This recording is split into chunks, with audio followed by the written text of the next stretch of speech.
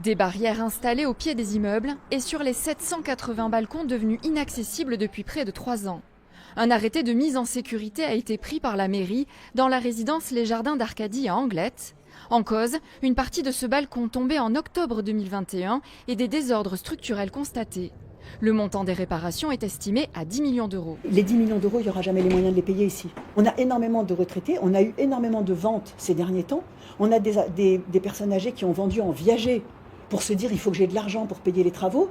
On a une détresse terrible ici dans les personnes âgées. Et on va avoir beaucoup d'autres travaux qui vont venir. Si on met 10 millions aujourd'hui, on ne pourra pas faire les suivants. La résidence est actuellement gérée par un administrateur judiciaire.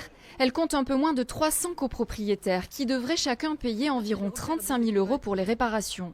Un montant contesté car un devis seulement aurait été présenté.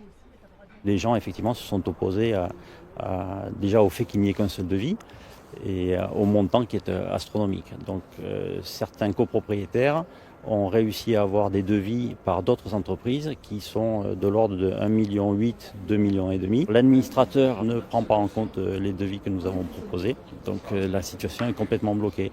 Plusieurs copropriétaires se sont fédérés pour intenter une action en justice.